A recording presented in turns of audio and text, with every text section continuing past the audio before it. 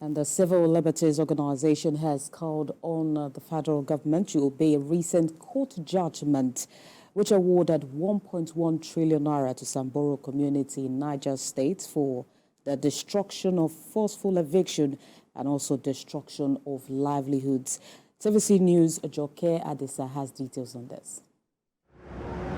On Thursday, 14th March 2024, a high court in Niger State, north-central Nigeria, handed down a 1.1 trillion naira judgment against the federal government and in favor of Samboro community in Niger State for destruction of livelihoods and forceful eviction. The landmark judgment was the climax of a legal tussle which began in April 2023, shortly after an overflow of the Zungeru hydroelectric dam, which washed away the people's livelihoods and their homes. Their souls and the souls of all other Nigerians departed to rest in peace.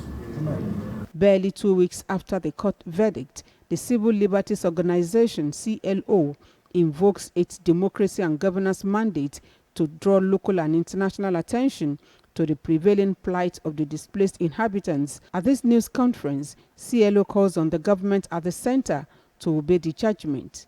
Judge Mohammed also showed courage when he concluded that, unquote, this court is clothed with the jurisdictional competence to entertain, hear, and determine the reliefs of the plaintiffs for the award of monetary compensation, taking into consideration the existing provisions of Section 39 of the Land Use Act. If they are going on appeal on this, a further indictment on the government, because if you look at the order very well, the livelihood of the people have been affected, the settlement pattern of the people have been affected, the environment, it says, is vulnerable. The organization also reacts to the recent outcry by the Attorney General of the Federation and Minister of Justice, Lateef Fagbemi, as to mounting judgment debts and the inability of government to meet up due to paucity of funds. If government expects citizens to be law-abiding, the government too can also afford to be reckless,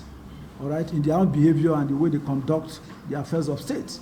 If government is setting up any infrastructure or building anything, it must consider how it affects Nigerians and residents of the area. While it does not foreclose the rights of the government to appeal the judgment, the Civil Liberties Organization appeals to President Bola Tinubu as a Democrat and lover of the poor to intervene and ensure that justice is not only served, but that the rule of law prevails.